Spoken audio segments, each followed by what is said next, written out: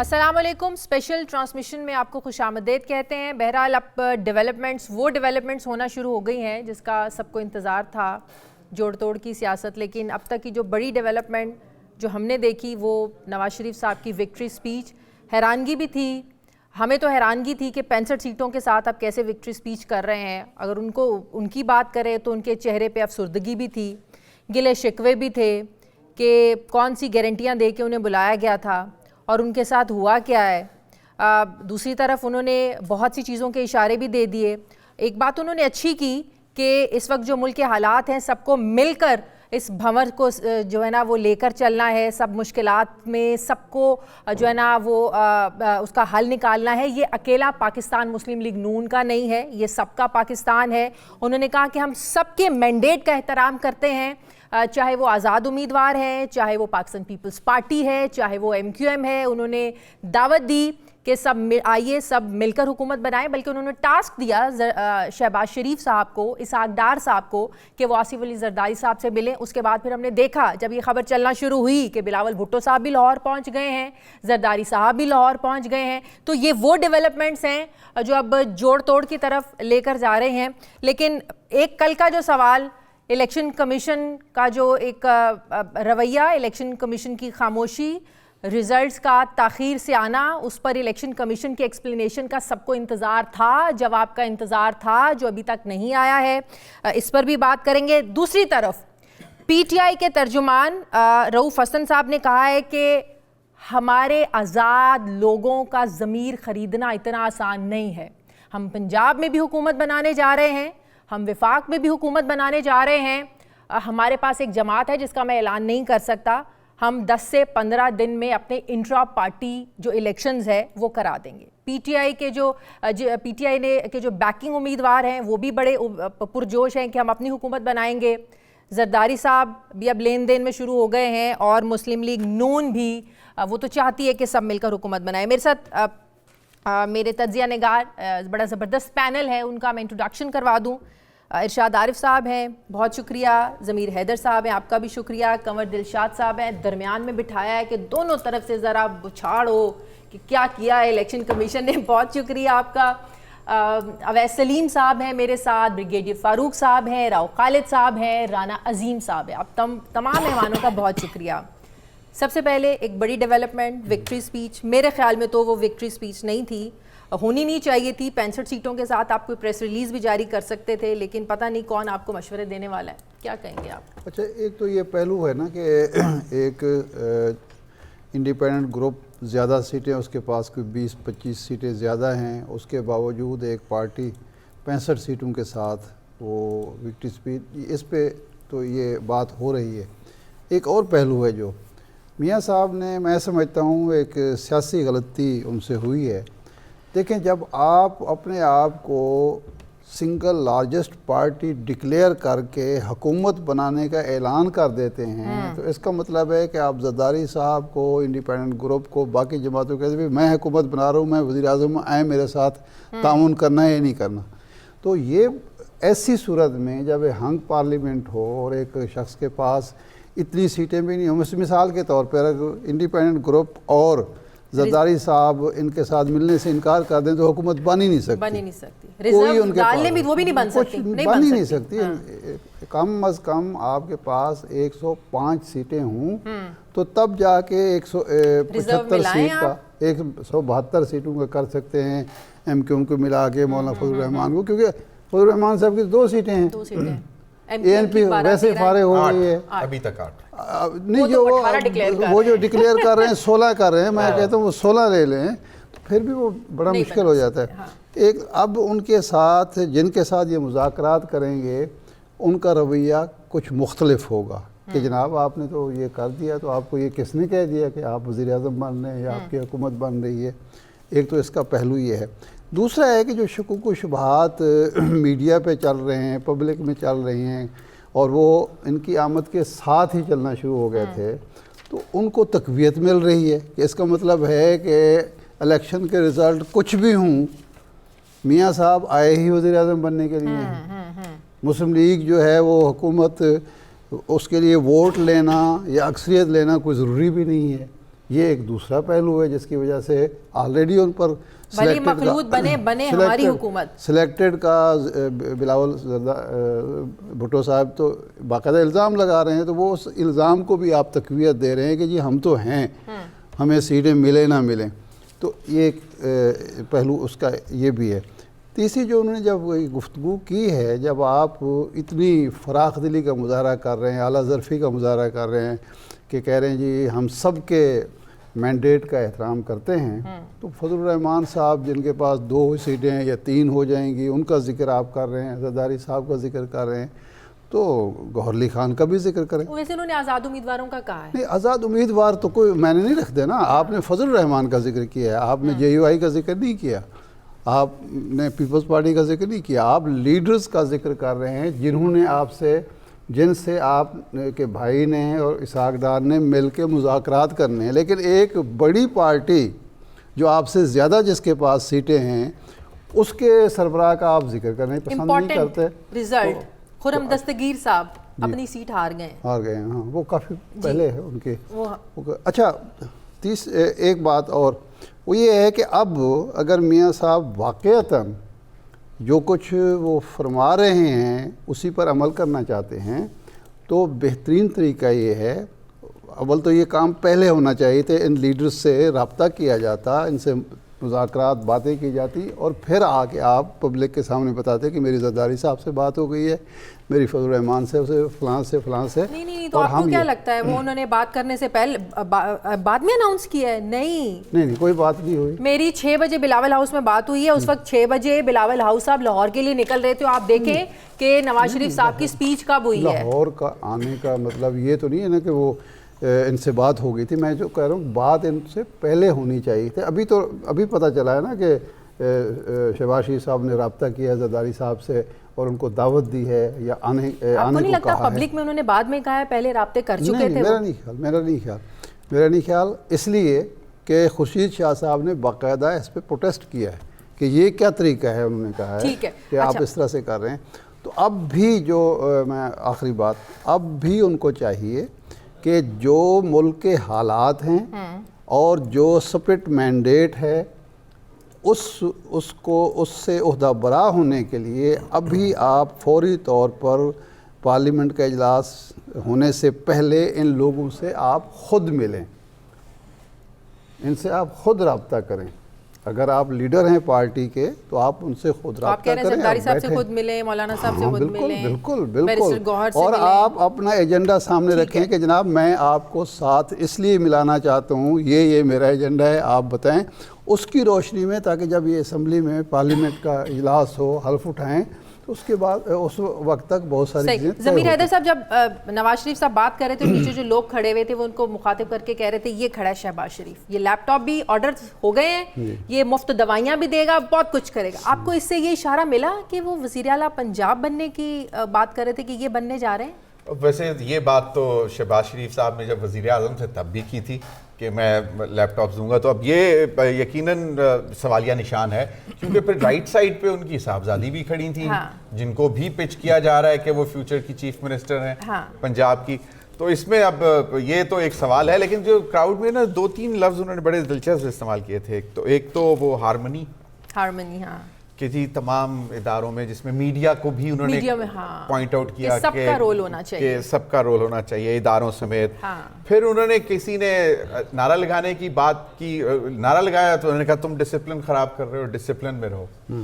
तो ये बड़े दिलचस्प लफ्ज़ हैं, हारमनी और डिसिप्लिन। एक तो ये बात। दूसरी बात जो शाद साहब बात कर रहे थे ना कि जो बैरिस्टर गौहर साहब को रब्ता करना चाहिए as a party leader, technically अभी वो पार्टी है नहीं, he is an individual with an individual sign और वो आज़ाद जीते हुए हैं। ठीक है, बैक्ड बाय, बैकिंग है, नहीं बैक्ड बाय वो हम कह रहे हैं ना, हम कह रहे हैं, लेकिन उनकी as a legal entity individual है इस वक्त, एक अपने निशान पर वो जीते हैं। तो लेकिन मॉरली मैं समझता हूँ इरशाद आरिफ साहब बिल्कुल सही बात कर रहे हैं। हमें अगर मालूम है कि backed by all these independents are एक जमात है, तो वो दिल बड़ा करने वाली बात है, जो कि मियाँ साहब अब इरशाद साहब बता सकते हैं कि क्योंकि बहुत करीब से ही जानते हैं कि कितना बड़ा वो दिल कर सकते हैं इस मामले में। इसमें बहुत बड़ा दिल चाहिए कि मानते हुए कि वो इंडिविजुअल है लेकिन आप उनको कलेक्टिवली ट्रीट कर लें। सही। तो ये मामला तो है।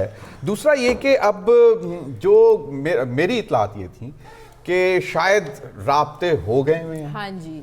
और पहले हो गए हुए थे और अनाउंस बाद में किया कि आप जाके बात करें। हाँ, और मेरा ख्याल है कि विक्ट्री स्पीच के लिए जाती उमरा से मियां साहब का निकलना भी उस वक्त हुआ जब ये कंफर्मेशन हो गई कि बात होगी, आज ही होगी बात, कि आज ही होगी। हाँ, या शुरू हो गए। कंवर दिलशाद साहब,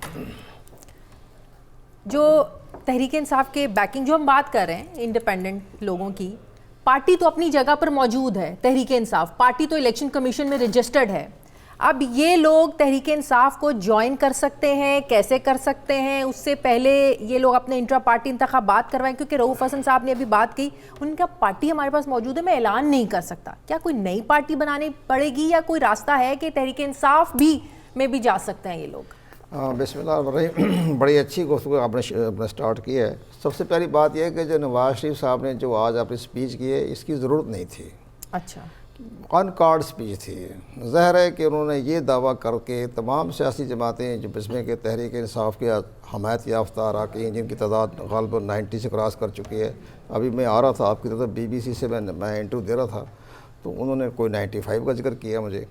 अच्छा, अब ये इतनी बड़ी पार्टी आज़ाद अरकान 95 क्रॉस कर रहे हैं, पंजाब में भी जा रहे हैं, बाकी सूबों में भी जा रहे हैं, तो उनको ये कहना कि जी मैं इस सिंगल मेजॉरिटी पार्टी पे, सिंगल मेजॉरिटी पार्टी का फार्मूला कहाँ से लेके आए?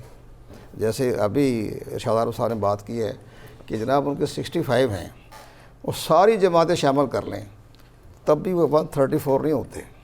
जब तक 134 नहीं होते वो सिंपल मेजॉरिटी नहीं बनती। हाँ, ऐसे ही तो सिंपल मेजॉरिटी का दूर दूर का नामो निशान नहीं। तो वो फिर कह रही थी मेरी सिंगल मेजॉरिटी। ठीक है, वो बड़े अच्छे सियासतदान हैं, बड़े वफादार हैं, उनमें हम उनकी वो बात नहीं कर रहे हैं, हम उनको तरीक़ेकार बता रहे हैं। वो चंद दोस्तों में, जैसे उन्होंने कहा मैं 10 साल हुकूमत करना चाहता हूँ। हाँ। अब ये उन्होंने चंद रोज़ पहले उन्होंने कहा कि 10 साल सुहेल वड़ाइश से आर्टिकल लिखवा दिया, इस्तेहकाम लाने के लिए। नहीं, इस्तेहकाम तो बाद में आया ना, पहले सुहेल वड़ाइश से उन्होंने कॉलम लिखवाया। उन्होंने कहा कि ये लिखें कि जो आइंदा बांग्लादेश मॉडल आ रहा है और 10 साल हुकूमत करेंगे। तो आज मेरा कॉलम में लिखा कि बांग्लादेश ने फार्मूले को मुस्तरद कर दिया है। मैंने 1 जनवरी 2009 का मैंने फार्मूला, मैं ख़ुद मौजूद था बांग्लादेश में जब पहला इलेक्शन करवाया, तो उसमें फार्मूला जब हुस्ना वाजिद प्राइम मिनिस्टर बनी, उसने वो जो एक केयर टेकर गवर्नमेंट का फार्मूला था वो मुस्तरद कर दिया, ख़त्म कर दिया था। तब मैंने उसको अपने कॉलम में लिखा कि जनाब आप कौन सा फार्मूला लेके आ गए, तो मुस्तरद हो चुका है इस मामले में। कब 10 साल हुकूमत करेंगे। आज भी उन्होंने जो बयान दिया कि हम 10 साल के लिए आए हैं, वो इशारतन कह दिया कि 10 साल चाहिए हमें। हाँ, हमें दें 10 साल, 10 साल दें। हाँ, बगैर इलेक्शन की। अच्छा उन्होंने तो 1990 से कह दिया हाँ, कि अगर मुझे कंटिन्यू करने देते तो आज हालात मुख्तलिफ होते, पता नहीं क्या बना देते हमें। इसके बारे में जो इसलिए तमाम दोस्त बैठे वो हमने वो भी हिस्ट्री पढ़ी हुई है। हाँ जी। ये एक अक़वाम मुत्तहिदा का एक बाकायदा रिपोर्ट है, अक़वाम मुत्तहिदा की रिपोर्ट है, वर्ल्ड बैंक की रिपोर्ट है कि अगर फील्ड मार्शल अयूब खान 75 तक प्रेजेंट होता तो ये जापान को क्रॉस कर देता। ये अक़वाम मुत्तहिदा की और वर्ल्ड बैंक की रिपोर्ट है, अगर कोई चाहे तो मैं पेश कर देता हूँ। ये उन्होंने कहा, लेकिन वो नहीं होने दिया। इसलिए मैं कह रहा हूँ कि 10 साल की बात ना करें। अब एक और बड़ी बात है, हमें ये नज़र आ रहा है कि ठीक है ये छोटी छोटी जमातें आ गई हैं, तो मुमकिन है कि हमें नहीं पता, हमें इससे रब्ता किसी से नहीं है, लेकिन जो आज़ाद अरकान का जो रवैया देख रहे हैं हम, और रऊफ हसन जैसे भी लोग बैठे हैं, अच्छे पढ़े लिखे आदमी हैं, वो फ़ाद के भी भाई हैं, छोटे ये बड़े हैं, तो वो जनाब उसके मामले में वो इनकार कर देंगे, वो कभी भी इनके साथ नहीं बैठेंगे, बिल्कुल टोटल इनकार करेंगे। मेजॉरिटी जो है हाँ। आज़ाद अरकान की, इनमें से प्राइम मिनिस्टर होगा। सही, अच्छा, यस, डार्क आज़ाद में से प्राइम मिनिस्टर होगा, हो जाएगा, हो सकता है, हो सकता है। कोई कदगन तो नहीं है इसमें। नहीं कह वो कहेंगे हम 95 हैं, हम 95 है, ये 65 लिए बैठे हुए हैं, ये सारे इकट्ठे हो जाए तभी 97 नहीं बनते, तो हम तो 95 हैं। एक बात, एक दूसरा जो आपका सवाल है उसका ये मेरा ख्याल है कि सुप्रीम कोर्ट ऑफ पाकिस्तान हमेशा वक्त की क्लाइमेट को देख के फैसले करती है, उनके अपने फैसले नहीं होते, क्लाइमेट देखती रहती है। अच्छा, वो इसलिए कि जिस वक्त अपने आसिफ सईद हमारे उभरता बंदियाल ने जब बहुत बड़ा बुरहान पैदा हो गया था इंट्रा फ्लोर क्लासिक के बारे में, उन्होंने फैसला दे दिया कि वोट काउंट नहीं हो सकते, आपको अपने वोट कास्ट कर सकते हैं, काउंट नहीं कर सकते। तो वो कौन सा आइन था भाई, वो किस आइन के तहत उन्होंने फैसला दे दिया, उस पर सारी हुकूमतें बदल गई। तो ये भी फैसला आ सकता है। जस्टिस चीफ जस्टिस ऑनरेबल बड़े बड़े लिखे फिलासफर आदमी हैं, वो कहेंगे भाई ठीक है, पार्टी रजिस्टर्ड है इलेक्शन के पाकिस्तान में, आप इंट्रा इनका पार्टी एक कराएं। बहुत बड़ा मैंडेट आ गया है। जो इंट्रा फ्लोर को छोड़े इनको, लेकिन ये जो पार्टी इंट्रा पार्टी इलेक्शन है, ये इनके अकल के है ही नहीं। ये एक्ट का हिस्सा है, ये कानून नहीं है, आइन नहीं है, कॉन्स्टिट्यूशन नहीं है, ये एक्ट में लिखा हुआ है कि इंट्रा पार्टी इलेक्शन हो, आइन में तो नहीं लिखा हुआ। तो इस लिहाज से वो कह सकते हैं कि जनाब चूँकि ये पार्टी बहुत बड़ी मेजॉरिटी में आ गई है इनकी आज़ाद, तो हम इनको कहते हैं कि आप पार्टी ज्वाइन कर लें। सही। अवैस, छांगा मांगा की सियासत शुरू होने वाली है। सिंध हाउस की, सिंध हाउस वो तो बनी हुई हुकूमत को हटाने के लिए था ये। देखें, एक बड़ा मशहूर शेर है कि गैर मुमकिन है कि हालात की गुत्थी सुलझे, अहले दानिश ने बहुत सोच के उलझाई है। हम जो यहाँ बैठ के एनालिसिस कर रहे हैं ना, ख़ास तौर पर पिछली रात से, उसमें एक बड़ा बुनियादी फ्लॉ है मेरा ख्याल है। हम इम्कानात पे बहस कर रहे हैं और हम एक आइडियल सिनेरियो की बात कर रहे हैं कि ये मुल्क जो है वो दुरुस्त कैसे हो सकता है, जो मसाइल हैं वो ठीक कैसे हो सकते हैं। फ़ैसले कहीं और ऐसा लगता है कि हो गए हैं और उन फ़ैसलों पर अमल दरामद करने के लिए ये सारा कुछ किया जा रहा है, जिससे हमें ये लग रहा है कि मामलात बज़ाहिर ख़राब हो रहे हैं, पिछली 16 माह की हुकूमत में ख़राब होते रहे हैं या उससे पहले ख़राब होते रहे हैं। अगर कहीं उनको ये लगता है कि ये गाड़ी पटड़ी से उतर रही है और किसी और सिमत में जा रही है, जैसे कि कल के नताइज से लग रहा था, तो वो उसको घेर घार के वापस उसी पटड़ी पे ले आते हैं, क्योंकि उन्होंने उसकी मंजिल का तयन पहले से कर दिया हुआ है। अब उसमें जो आइडियल सिचुएशन हो सकती है, वो जैसे कि इरशाद आरिफ साहब ने कहा, वो तो ये है कि सारे स्टेक होल्डर मिल के बैठें। और मैं स्टेक होल्डर्स में सिर्फ पॉलिटिकल स्टेक होल्डर्स की बात करता हूँ। ये इनिशिएटिव सियासी जमातों को लेना पड़ेगा। जैसे मियां नवाज शरीफ साहब ने जो आज तकरीर की, उसमें अगर वो पीटीआई का नाम भी ले लेते तो मेरा ख्याल है कि एक अच्छा तासुर जाता, एक पॉजिटिव जेस्चर जो है वो जाता। अगले 24 घंटे में हमें यह पता चल जाएगा कि आज़ाद अरकान जो हैं, जो पीटीआई की बैकिंग से आए हैं, उनके साथ क्या हशर होता है, क्या उन्हें आज़ाद रहने दिया जाता है या नहीं रहने दिया जाता है, और उन्हें किस तरफ धकेलने की कोशिश होती है। और अगर वाकई ऐसा हुआ तो फिर ये एक बहुत बड़ी इंडिकेशन होगी इस बात की कि आप लोगों के राइट टू वोट को तस्लीम नहीं कर रहे हैं। सो उस सूरत में मेरा ख्याल है कि हालात फिर ज़्यादा ख़राब होंगे। और अगर कहीं कोई सोच है कि अपनी मर्ज़ी का कोई सेटअप बना के उससे कोई इकॉनमी को बेहतर किया जा सकता है, मुल्क के अंदर कोई मजमूई सियासी माहौल बेहतर किया जा सकता है, मेरा ख्याल है कि वो मज़ीद टॉक्सिक होगा, उसमें बेहतरी नहीं आएगी। बेहतरी कैसे आ सकती है फारूक हमीद साहब? यही लोग थे ना पीडीएम की हुकूमत में जिन्होंने 18 महीने हुकूमत की, उसके बाद मुल्क का हाल क्या हुआ? कल जो वोटर निकला, एक गुस्सा ये भी था जो उन्होंने बैलेट बॉक्स के जरिए निकाला कि आप लोगों ने हमारा 18 महीनों में हाल क्या कर दिया है। तो अगर यही सेटअप पीडीएम 2 आ जाता है तो क्या डिफरेंस है इसमें? बिस्मिल्लाह, बहुत शुक्रिया। नहीं, आपकी बात में बड़ा वजन है, क्योंकि पीडीएम 1 ने आवाम की वेलफेयर के हवाले से कोई इतना बड़ी कोई पेशरफ नहीं हुई है जिससे लोग ये कहें कि जनाब हमारी क्वालिटी ऑफ लाइफ बेहतर हुई है, हमारी हम अपनी आमदनी जो है वो उसमें बेहतरी आई है, बाइंग पावर हमारी बेहतर हुई है, या कीमतें कम हुई हैं गैस की, बिजली की। तो उसमें तो आपको पता है कि things became very very tough और लोग बड़े परेशान हुए और फिर निकलते थे भी लोग बाहर। सो अब ये पीडीएम 1 की जो परफॉर्मेंस और डिलीवरी थी आवाम के वेलफेयर के हवाले से, अब यही लोगों के दिन में हो तो खदशात तो होंगे कि अगर पीडीएम 2 आता है तो फिर क्या फ़र्क होगा, क्या हालात कैसे बेहतर करेंगे। ऊपर से आपको पता है कि जो बजट है वो आपका बिल्कुल आईएमएफ कंट्रोल्ड है, सब आईएमएफ के साथ बैठ के आपने उनको ब्रीफिंग आजकल चल रही है, सरकारी ब्रीफिंग चल रही है, सर्कुलर डेट कैसे क्लियर करना है और बाकी रिफॉर्म्स, एफपीआर रिफॉर्म वगैरह और बड़ी चीज़ें। तो इनके लिए मामला तो बड़े चैलेंजिंग होगा, इसमें कोई शक वाली बात। बिल्कुल। लेकिन एक उन्होंने जो अच्छी बात की है उससे मुझे लग रहा है कि नवाज शरीफ साहब का माइंडसेट रिफॉर्म हो गया थोड़ा। लाइक फॉर एग्जांपल उन्होंने कहा all stakeholders sit together. जब पाकिस्तान में स्टेक होल्डर की कोई बात करता है तो वो स्टेट बैंक ऑफ पाकिस्तान, ये प्रेसिडेंट नेशनल बैंक की बात नहीं कर रहा था, उनका रेफरेंस होता है टुवर्ड्स दी टॉप मोस्ट और top military leadership, military establishment. ठीक है ना जी। तो आपको पता है नवाज शरीफ साहब के माजी में एक मसला तो रहा है, उनकी एडजस्टमेंट, उनकी equation with the military establishment वो ज़रा वेवी रही है। लेकिन इस मरतबा क्योंकि SIFC special investment facilitation cell institutionalise हो गया है, जिस पे नेशनल सिक्योरिटी कमेटी की तरह जो प्राइम मिनिस्टर चेयर करते हैं एंड तीनों सर्विस चीफ्स होते हैं, इसमें भी वही है, इसमें भी वो military leadership will be there और प्राइम मिनिस्टर चेयर करेंगे। सो इसमें जितने आपके अब प्राइवेटाइजेशन के मामले आने हैं नई गवर्नमेंट के बाद, वो टॉप प्रायोरिटी है।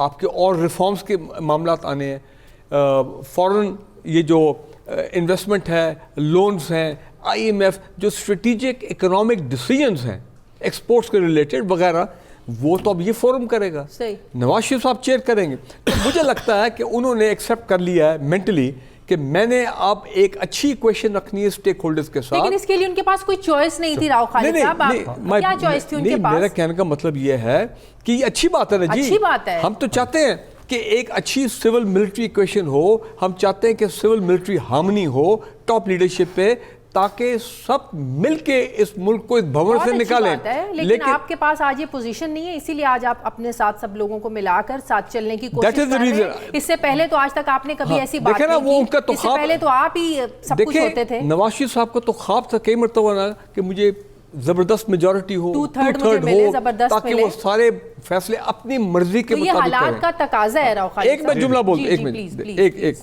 मैं ये कह रहा हूँ कि दोबारा स्पॉट पे इनको लार्ज हार्टेडनेस शो करनी थी और चाहिए थी, और बैरिस्टर गौहर साहब को भी ये इनवाइट करते कि आप आएँ, आप भी हमारे साथ आके बैठे, ताकि कल को ये लोग इनको ना कहें कि जी आप सोलो चलें, आपने इतनी बड़ी ग्रुप जो है उनके 100 सीटें अब हो गई हैं, तो उनको भी आप ऑन बोर्ड लें, तभी तो हार्मनी होगी ना। उनको उनकी बातों से लग रहा था कि शायद उनको ये अदराक है, उनको ये समझ लग गई है कि उनके अलावा भी इस मुल्क में एक बहुत बड़ी पार्टी है। हम तो पार्टी कहेंगे जिसकी बैकिंग से, उसका नाम तहरीक इंसाफ है, उसके लीडर का नाम इमरान खान है। लास्ट में एक बात कहता हूँ, देखिए एक चीज़ मैं नोट कर रहा था कि कितने बड़े बड़े PMLN के टॉप खिलाड़ी, स्टॉलवर्ट्स, कोई शक वाली बात, हम PMLN राना सनाउल्लाह साहब के बगैर सोच ही नहीं सकते। खुर्रम दस्तगीर साहब, ये अपना जावेद लतीफ़ साहब, और उससे पहले आपको पता है कि साद रफीक साहब सोच ही नहीं सकते।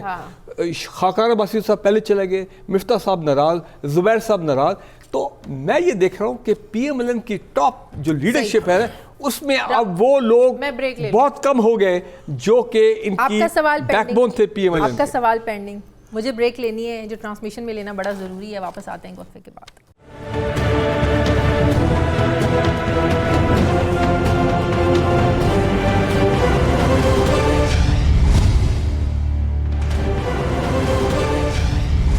ब्रेक के बाद एक बार फिर से आपको खुशामदीद कहते हैं। नवाज शरीफ साहब की तमाम जीतने वाली जमातों को मिलकर हुकूमत बनाने की पेशकश। तर्जुमान PTI का कहना है कि हमारे कामयाब उम्मीदवारों का ज़मीर ख़रीदना बड़ा मुश्किल है। राव साहब, कितना आसान लग रहा है कि नवाज शरीफ साहब जो है ना वो पीपल्स पार्टी MQM के साथ मिलकर हुकूमत बना सकते हैं? ये बड़ा डिपेंड करता है कि जिन आज़ाद उम्मीदवारों को उन्होंने दावत दी, ऐसी बात नहीं है, उन्होंने कहा है कि हम उनके मैंडेट का एहतराम भी करते हैं।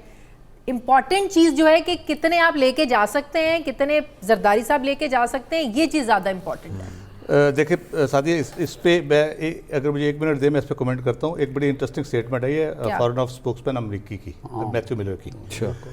पहली दफ़ा उनको पता चला कि पाकिस्तान में इंसानी हकूक़ की खिलाफ वर्जियाँ हो रही हैं, मीडिया वर्कर्स पे हमले हो रहे हैं, और बुनियादी आज़ादियाँ हो रही हैं, और इंटरनेट सर्विसेज बंद हैं, और उन्होंने मजम्मत की है।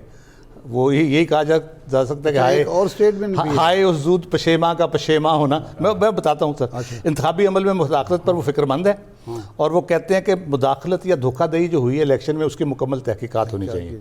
दिस इज़ है तो लेट, लेकिन बड़ी सिग्निफिकेंट स्टेटमेंट। ये बड़े अरसे से इनको बार बार सवाल हो रहे थे, वाइट हाउस में भी इधर भी कोई जवाब नहीं देते थे, ये गोल मोल करके बच जाते थे, इधर निकल जाते थे। अच्छा बस ठीक है ना, पाकिस्तान के इंतखाबात में उनको इंसानी हुकूक की खिलाफ वर्जियां नजर आ रही है, दूसरे ममालिक में जो होती है वो उनको कुछ नजर नहीं आता। ये हमारा इलेक्शन प्रोसेस है, आप हम तक रहने दीजिए प्लीज। एग्जैक्टली।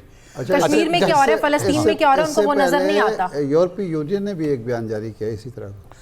देखते हैं आप सर ये क्या करते हैं। लेकिन अच्छा जो आपने बात की बुनियादी तौर पे सिग्निफिकेंस इसलिए ठीक है होगी, when you are in the committee of world you have to listen to them, बिल्कुल ठीक है, बिकॉज़ ये आपका एक नेशनल कैरेक्टर जो है वो इंटरेस्ट है ना, नहीं नेशनल कैरेक्टर आपका वो एक्सपोज कर रहे होते हैं, तो you have to listen to them and you try to address these issues. हम भी ट्रंप के इलेक्शन पे करेंगे तब से करेंगे, बिल्कुल करेंगे। और वो पाकिस्तान की डिस्कशन को वो कितना सीरियस लेते हैं वो हम सबको पता है। उनका क्या बैठ गया था ट्रंप के इलेक्शन में? Coming back to your question, आपका जो सवाल था बुनियादी तौर पे देखें, एक इवेंट होता है, मैं दिन में भी कह रहा था, इवेंट एक होता है, उसका एक इनर्शिया होता है, एक पेस पे एक चीज़ चल रही है, ट्रेन जा रही है 100 की स्पीड पे, आप अचानक कांटा बदलेंगे तो क्या होगा उसका। तो ये जो इंडिपेंडेंट जो आए हैं ये वो इनर्शिया है जो एक इमर्ज किया है, ठीक है। आप उसको तोड़ फोड़ करने की कोशिश करेंगे तो जो ऑलरेडी सिस्टम में और इस प्रोसेस में डिस्टॉर्शंस हैं वो बढ़ जाएंगी। और हमारा मकसद क्या है इन इलेक्शन का, और हम जो एक्सपेक्ट कर रहे हैं स्टेबिलिटी, पॉलिटिकल स्टेबिलिटी, ताकि हम अपने ये SIFC की बात हुई, इकोनॉमिक स्टेबिलिटी की बात हुई, हम ओवरऑल लोगों की आसानियाँ पैदा करें, महंगाई कम करें, इकोनॉमिक सिचुएशन बेहतर करें, लॉ एंड ऑर्डर की सिचुएशन बेहतर करें, सिक्योरिटी चैलेंजेस को एड्रेस करें नेशनल लेवल पर बैठ कर सारी लीडरशिप।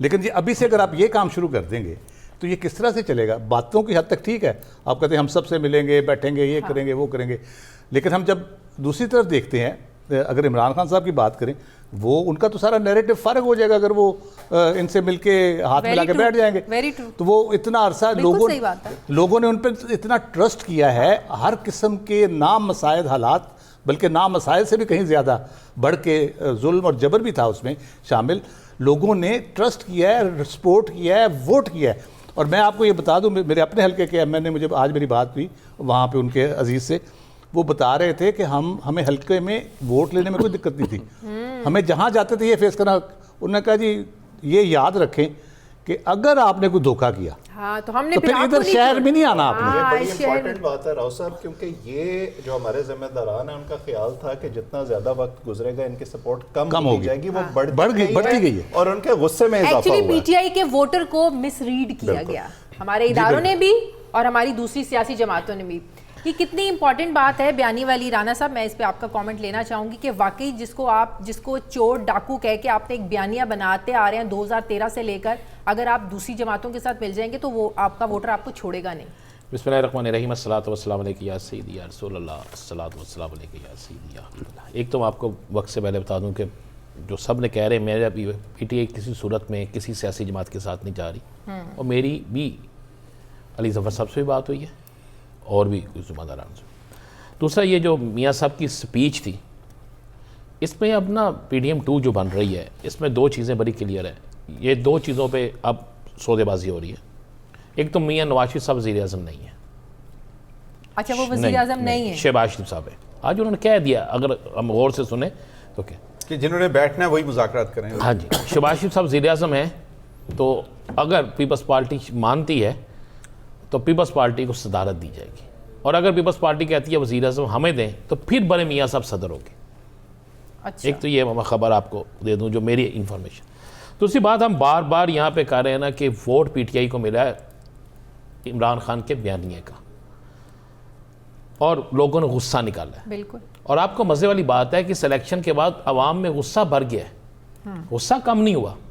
गुस्सा इसलिए ज़्यादा बढ़ गया है कि हमारे मोअज़्ज़ज़ चीफ इलेक्शन कमीशन साहब ने जो रिजल्ट्स के साथ किया है और जो अब तक कर रहे हैं, अगर ये हम हर रोज़ चीखते थे कि जनाब इमरान खान की दफ़ा RDS बैठ गया इतने घंटे बाद, अब जिस वक्त हम बैठे हैं अभी तक रिजल्ट कंप्लीट नहीं हुए। कोई एक शहर मुझे ऐसा दिखा दें, कोई एक ऐसा शहर कि जहां पर प्रोटेस्ट नहीं हो रहा, जहां पर लोग 45 फार्म पकड़ के आ रहे हैं और इस तरह के दिखा रहे हैं कि ये फार्म है हमारे पास। जनाब कानून के मुताबिक जिस तरह आज लाहौर हाई कोर्ट ने कहा है, आप 45 फॉर्म जो है उसके बाद 47 फॉर्म 45 फॉर्म जमा करके उसको आप करेंगे, फिर उसके बाद बनाएंगे। ट्विटर पे डाल दिए हैं उन्होंने, जी मैं और सोशल मीडिया लोगों में इतनी नफरत है जिसकी इंतहा कोई नहीं होगी। अब एक वोट दिया लोगों ने महंगाई के ख़िलाफ़ और इमरान खान के बयानिए पे और इन जमातों की जो हरकतें। अब दूसरा जो गुस्सा है ना लोगों को कि हमने वोट दिया है, नज़र आ रहा है लंबी लाइनें लगी हुई हैं, 45 लेटर दिखा रहे हैं, उसके बावजूद इलेक्शन कमीशन साहब जो हैं वो रिजल्ट जारी नहीं करते, वो कुछ नहीं करते। तो ये मियां नवाज शरीफ की तकरीर 20 जमातों का इत्तेहाद हो जाए, ये को हालात अच्छे नहीं जा रहे। आज जो गुजरात में हुआ है, कैसरा अली साहबा की प्रोटेस्ट करना हक है ना दें, और उस पर फायरिंग जो हुई है, ये चीज़ें अच्छी नहीं। शांगला में तो सर बहुत आगे चले गए। आप सब लोगों की इजाज़त से कंवर दिलशाद साहब, रात तक कुछ चीज़ें बड़ी ऑब्वियस थी, सुबह उठे तो बहुत चीज़ें बदली हुई थी, इंतज़ार था कि एक्सप्लेनेशन आएगी, आनी चाहिए इलेक्शन कमीशन की तरफ से, क्यों डिले हुआ, क्यों आरओज़ के दफातर के बाहर जाकर लोगों को प्रोटेस्ट करना पड़े। भाई उनका राइट है कि उनको पता चले। आप देखें ना, अभी तक 29 घंटे हो चुके हैं आपकी पोलिंग खत्म हुए हुए, अभी तक आपके रिजल्ट्स कंपाइल नहीं है पूरे। आप बता सकते हैं इसकी वजह? बात आपकी दुरुस्त है, राणा साहब की बात में बड़ा वजन था, बड़े जज्बाती तौर पर सही कहा उन्होंने कि वाकई लोगों में बड़ा जोश खरोश के साथ गुस्सा बहुत ज़्यादा है, बिल्कुल तो ठीक कहा उन्होंने। इसमें दरअसल बात ये होती है, जो हमारे रिटर्निंग ऑफिसर होते हैं ना, ये हमें पता है इनका, ये जिस वक्त की अपॉइंटमेंट हो जाती है तो ये इलेक्शन कमीशन के दायरा कार से बाहर हो जाते हैं। हकीकत है ये, मैं खुद हमें तो तजर्बा तो है, लेकिन हमने जब कंट्रोल किया हुआ था। सबसे बड़ी अहम बात यह है कि जब खुद मुझे सरदार रज़ा साहब थे 2018 के इलेक्शन में, तो उन्होंने मुझे कहा कि जनाब जब मैंने रिटर्निंग ऑफिसर को टेलीफोन किया तो वो टेलीफोन अटेंड नहीं करते थे। अच्छा, ऐसे ही है, कहते हम तो अपॉइंटमेंट आप कौन होते हैं हमारे मामले में इंटरफेयर कर रहे हैं। 2013 के इलेक्शन में जो हुआ था, तो जस्टिस जो थे फ़खरुद्दीन इब्राहिम, उन्होंने प्रेस नोट जारी किया कि रिटर्निंग ऑफिसर मेरे कंट्रोल में नहीं है, और जरदारी आप साहब जो ने कहा कुछ था, भी है आप इलेक्शन उनसे है। बात करें। बाकायदा प्रेस नोट आया उनका। तो ये एक हकीकत है। दूसरी बात ये इत्फाक ऐसा हो गया कि हमारी जुडिशरी का तो समझ नहीं आई कि जब इलेक्शन कमीशन ने 6 ख़त लिखे तमाम जुडिशरी के सरबराहों को, चारों high court, Islamabad high court, कि जनाब हमें आप जुडिशल ऑफिसर दे दें, तो नहीं दिए। 4-6 ख़त लिखे उन्होंने। ख़त का जवाब बड़ा खूबसूरत दिया कि बस जी हमारा दिल तो बहुत दुख रहा है, लेकिन हम आपको नहीं दे सकते, हमारे बड़े बड़े केसेस हमारे पास है, हम नहीं आपको स्पेयर कर सकते। ख़त लिखे जवाब, वही सारे ख़त उन्होंने चीफ जस्टिस पाकिस्तान को भी दिखाए। अब ये आगे एडमिनिस्ट्रेशन, अब एडमिनिस्ट्रेशन का कंट्रोल तो चीफ इलेक्शन कमीशन के पास है ही नहीं।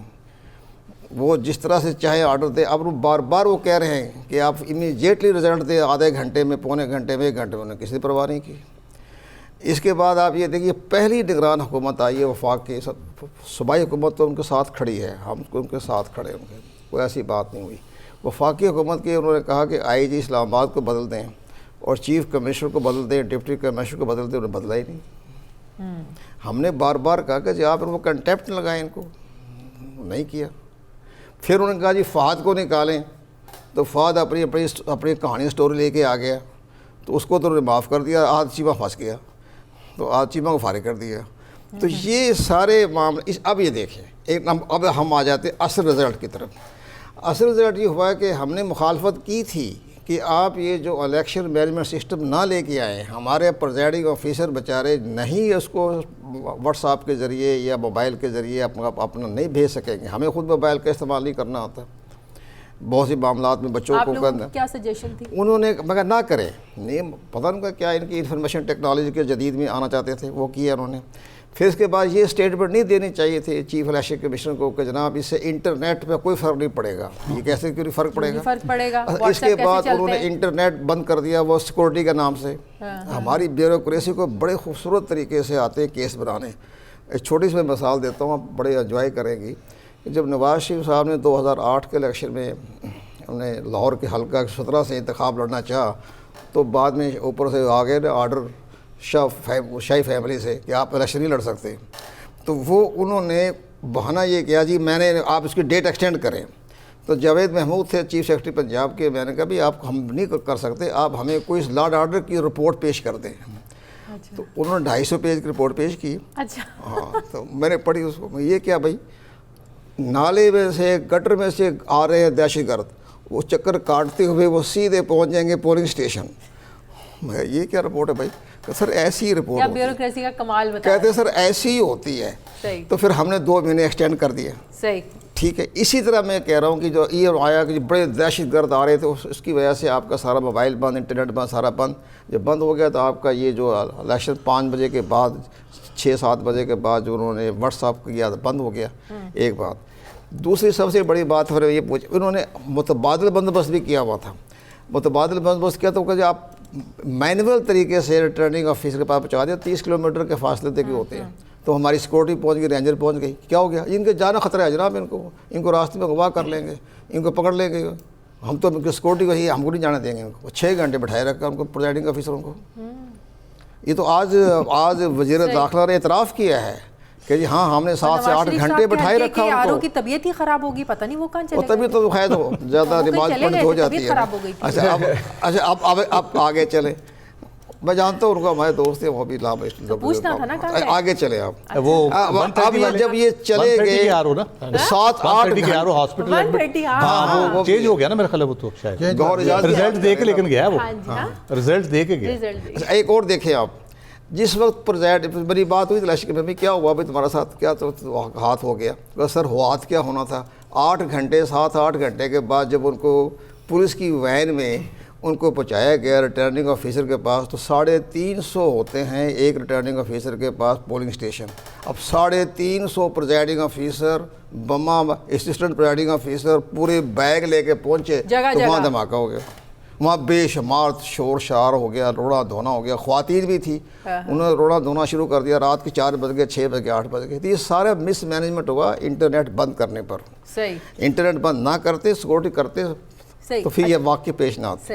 एक और स्टेटमेंट आ गई है वो, और ये वो कॉपी पेस्ट टाइप चल रही है। यूरोपीय यूनियन की थी, अमेरिका की थी, अब यूके के डेविड कैमरून की। सेम चीजें, सेम बातें, कंसर्न शो कर रहे हैं। ज़ाहिर है नहीं बड़ा ये एक जुबान या कुछ बात थोड़ी इन्फॉर्मेशन चाहिए, आपको बुलाया इसीलिए आप सब लोग सवाल करें, जो मर्जी सवाल करें। ये जो 45 फार्म है जी भाई, ये पहले 14 होता था, फार्म 14 होता था पे। एक उम्मीदवार है, उसके पास एक हल्के के पूरे वो फार्म मौजूद हैं, जिस पे दस्तखत हर चीज़ मौजूद है।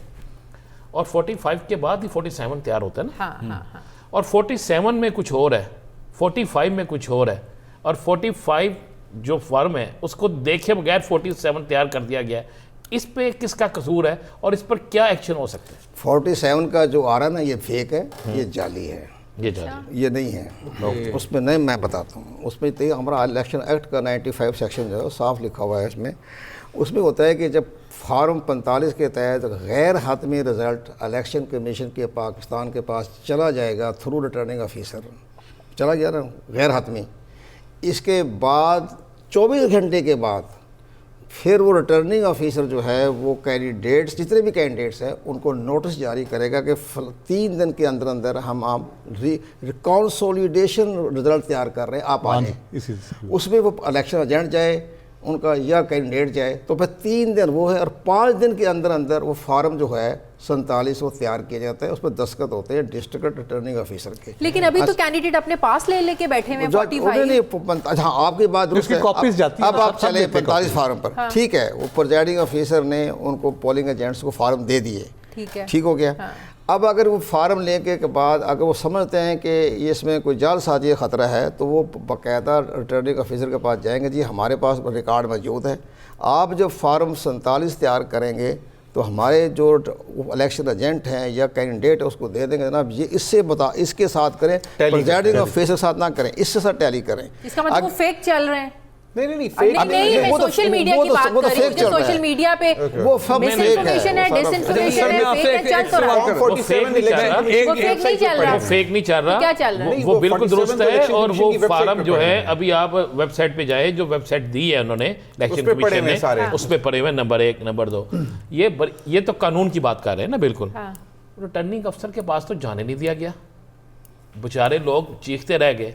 सलमान अकरम राजा जैसा शख्स जो एक मारूफ वकील है, उसको पकड़कर बाहर निकाल दिया गया।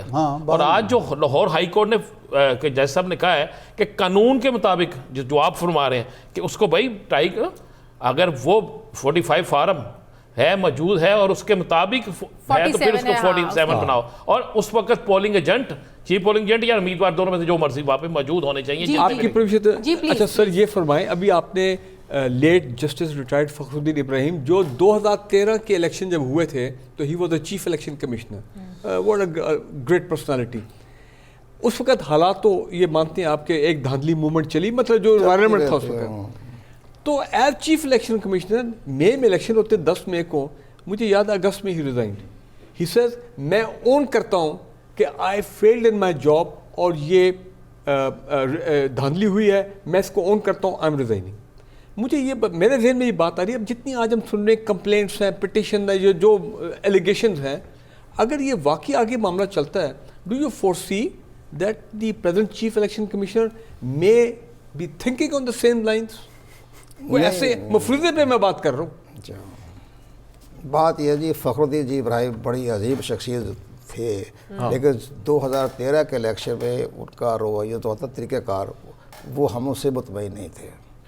पहली बात ये थी वो ना वो सुन सकते थे ना बात कर सकते थे। बेटा बिठाया होता था, वो सारे आर्डर लिखता रहता था।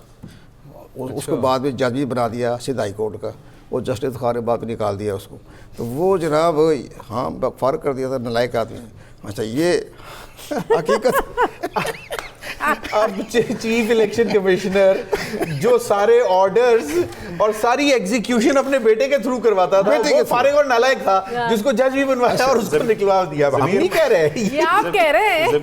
ज़मीर, मुझे लगता है उसके बाद ही ये फैसला हुआ है कि चीफ इलेक्शन कमिश्नर को किसी और की जरूरत पड़ती है तो हम मदद करते हैं। वैसे कतक लाई माफ, ये मुझे ये एक हकीकत है, काफी लोगों से मदद सर एक हकीकत है कि वो जब जनरल अशफाक यानी उस वक्त के आर्मी चीफ, वो जब गए चीफ इलेक्शन तो उन्होंने उनका कहा कि जी मैं आर्मी चीफ से मिलना चाहता हूँ। उन्होंने कहा मैं तो आपके सामने बैठा हूँ। नहीं, ये भी हुआ था इस तरह जनरल कियानी ने हमें वाकया सुनाया। उन्होंने कहा कि मुझे कहा गया कि जी हमने ब्रीफ करना है आपको और आप हमें ब्रीफ करेंगे कि जी सिक्योरिटी के मामलात में आप हमारी क्या मदद करेंगे।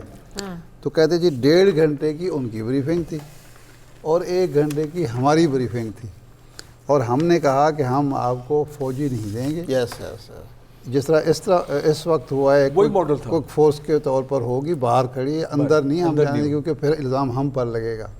कहते 2.5 घंटे की मीटिंग के बाद जब हम चाय पी रहे हैं तो कहते हैं देखो भाई अपने जनरल जो है ना आपके आर्मी चीफ, उनको मेरा एक पैगाम दे दो। ऐसी बात। अच्छा, तो कहते मैंने कहा जी क्या पैगाम? खैर उन्होंने कहा कि वो इस तरह, उन्होंने कहा जनाब ये फ़कीर आपके सामने बैठा है मैं ही आर्मी चीफ हूँ। कहते 2.5 घंटे की ब्रीफिंग के बाद जो लेकिन आप सर वो अभी बात कर रहे, इसी पे बात कर रहे थे। अब वो कितने मतलब यकीनन ऑनरेबल होंगे, I have got no doubt about. एक बड़ी इंटरेस्टिंग प्रपोजल जो है बेसिकली टास्क लेना ही नहीं चाहिए था कि बाद में वो 2 महीने बाद रिजाइन करना। फयाजुल हसन चौहान ने अपने तरफ से ब्रेकिंग न्यूज़ दिया उन्होंने। फयाजुल हसन चौहान ने कि पीपल्स पार्टी के साथ जो डील ऑफर की जा रही है वो ये है कि हम आपको वज़ारत उज़्मा देते हैं और पंजाब में मरियम चीफ मिनिस्टर होंगी, उसको सपोर्ट करें। और सदर कोई भी बन जाए। नहीं, किसको ऑफर किसको दी है? पीपल्स पार्टी को कहा है कि हम वजीर आजम आप ले लें, आप सीएम मेरी बेटी को बना दें, सीएम मरियम साहिबा को बना दें, उसको सपोर्ट करें, मिलके सेटअप बना लेते हैं। दिन इतने खराब हो गए हैं कि अब सीएम बनाने के लिए पीपल्स पार्टी ये बातें तो चल रही हैं। ये बड़ा नहीं, इसमें सिग्निफिकेंस क्या है? मियां साहब जो पाकिस्तान वापस है ना बुनियादी तौर पे, वो बेटी को पार्टी हैंड ओवर करने आए। यस, ये बात हम पहले भी कर रहे थे कि इस वक्त मियां साहब सिर्फ वो उनका फोकस सियासत को और शहबाज शरीफ साहब की वजारत आला दोनों चली जाएंगी, वो बन नहीं सकेंगे, कुछ भी नहीं बन सकेंगे। 3 दफा प्राइम मिनिस्टर बन गए, 1 दफा भाई बन गया। वो आप मानते नहीं इस चीज को? वो अपनी बेटी के लिए वापस आए, उनको क्या चाहिए? हमजा का क्या बनेगा इसका भी बताइएगा। वो नाराज हैं, आपको नहीं पता? शहबाज शरीफ साहब बहुत अच्छे से मालूम है, लेकिन उसको वो भी तो एस्पायरेंट है ना, मतलब वो भी समझता है कि ताया कुछ एक तीर से 2 शिकार हो जाएंगे, एक तीर से 2 शिकार हो जाएंगे। मेरा नहीं ख्याल क्या कि मियां साहब ऐसी कोई ऑफ़र करेंगे। जो मेरी मालूमात हैं वो ये हैं कि मियां साहब को इस बात का बड़ा रंज है कि मेरी एक चलती हुई हुकूमत गिराई गई, मुझे रुसवा किया गया और मुझे बाहर जाना पड़ा। ये उनका जो मौक़िफ़ है। मियां साहब बाई हुक और क्रुक एक दफ़ा वज़ीर आज़म का हल्फ उठाएंगे, ठीक है, ये साबित करने के लिए कि ये तसलसल है 2013 का, और उसके बाद वो फैसला कर सकते फिर बिलावल हैं को बना 6 महीने बाद, साल के बाद, कि वो ऐसे ही हो मरियम सकता को है ना? हैंड ओवर करें या किसी और को, शहबाज शरीफ साहब भी। और वो आप देखिएगा कि वो कैबिनेट भी तकरीबन वही रखेंगे, जो लोग चले गए वो तो या हार गए वो और चीज़ है, वही रखेंगे जो 17 में थी। ये तासुर देने के लिए कि ये देखिए जी मैं दोबारा आया हूँ, उसी ज़ोर शोर से आया हूँ और उसी कैबिनेट के साथ हूँ। आपको अगर याद हो कि जब 13 में वज़ीर आज़म बने थे तो उन्होंने आलमोस्ट वो सारे वज़ीर शामिल किए थे जो 99 में उनके कैबिनेट का हिस्सा थे। और ये किसको दिखाने दिखाना के लिए। चाहेंगे कि वो मैं आ गया हूँ वापस और कैबिनेट भी बना लिया एक मैंने। दोस्त ये ही किसको वो बावर कराना चाहेंगे? जिन्होंने जिसको भेजा। फिर इसका मतलब पीपल्स पार्टी नहीं वो तो होगी। रिटायर हो गए। नहीं, पीपल्स पार्टी हो सकती है, लेकिन ये नहीं होगा कि वज़ीर आज़म का। तो कैबिनेट तो फिर वो चेंज हो जाएगी। हैसियत ही देखिए change हो बात जाएगी। यह है, बहुत अगर से तो लोग तो जा ही फैसला नहीं सके ना। पीपल्स पार्टी ने खुद करना जी है हाँ। या फैसला नवाज शरीफ साहब ने खुद करना है तो फिर वो कर लें जो कर सकते हैं। लेकिन अगर वो भी लेकिन पाबंद अगर हैं, आप जो बात किसी आप कर मुआहदे रहे के हैं- पाबंद है तो खुर्रम फिर वो- दस्तगीर नहीं, नहीं जो है। बात आप कर रहे हैं कि ऑलमोस्ट वही कैबिनेट होगी, शाहिद तो खान पीपल्स पार्टी का क्या रोल होगा? हाँ, उनके की किसके मिनिस्टर साथ मिल पेट्रोलियम मिनिस्टर था सर, की मिनिस्टर वो शामिल करके करेंगे ना। शाहजाद साहब की मिनिस्टर तो उनके हार गए हैं, जो की मिनिस्टर हाँ, थे। राणा साहब वो तो हैं, मजबूरी है ना, अब क्या करें। वो राणा साहब तो ख्वाजा आसिफ। 13 में थे भी नहीं। उनके लिए कोई ख्वाजा मुश्किल आसिफ नहीं जीत है। गए। उसकी मैं मिसाल देता हूँ। नहीं, उसकी मिसाल है। ख्वाजा आसिफ तो जीत गए। कब जीते हैं वो? वो रात को जब हार रहे जब थे, विवाद हो नहीं, गया। आज सुबह जिनको तो दुनिया बदल मुबारकबाद भी गई। दे रहे थे वो तो जब उसको। आप दिन को सो रहे थे तो वो जीत गए। वो जीत गए। हाँ, जब- जब हम मुझे सोना नहीं चाहिए था। मुझे सोना नहीं हम चाहिए। रात में जाग रहे थे तो वो हार रहे थे, सब जैसे हम ही सुबह फूल खिलाना। उठे तो वो जीत गए। हमारे सोने सुबह से ये दुनिया सब- बदल गई। हमारे सोने पे सारा इल्जाम हाँ, है। ख्वाजा राव आसिफ। साहब मैं आपको बताऊं, वो मुशीर रखेंगे, स्पेशल असिस्टेंट हाँ, रखेंगे, हाँ। और उसकी बहुत कुछ मिसाल देने मौजूद को। है। 99 में वजीर खारजा थे सरताज अजीज़ साहब। 13 में जब आए तो उन्होंने सरताज अजीज़ को वो नहीं बन सकते, मुशीर वजारत आला बना के वजीर के ओहदे पर उन्हीं को रखा। तो वो अच्छा फिर शाह साहब एक ये ब्रेक ले बता लूं, दें, ब्रेक की बात कर लें। मैं ब्रेक लें। क्विकली जी। मुशाहिद हुसैन साहब ने 4 हफ्ते पहले बड़ा तहलका क्रिएट किया था कि जिसमें उन्होंने कहा कि मैं एडवाइस कर रहा हूँ नवाज शरीफ साहब को कि वो प्राइम मिनिस्टरशिप की तरह देखें, प्रेसिडेंसी की तरफ हाँ, देखें। तो मैं तो आई टेक मुशाहिद हुसैन साहब वेरी सीरियसली, जब कभी कोई ऐसी सीरियस गुफ्तगू करें। आपकी क्या है? बिकॉज देखिए मियाँ साहब जो हैं या कोई भी सियासतदान जो होता है, मशवरा वही कबूल करता है जो उनके दिल को ब्रेक ले। भाता है। ब्रेक मशवरा ले तो लूं। कोई भी दिया जा सकता है। अभी हमारे पास 1 घंटा है और डिस्कशन करते हैं, वापस आते हैं छोटे से वक्फे के बाद।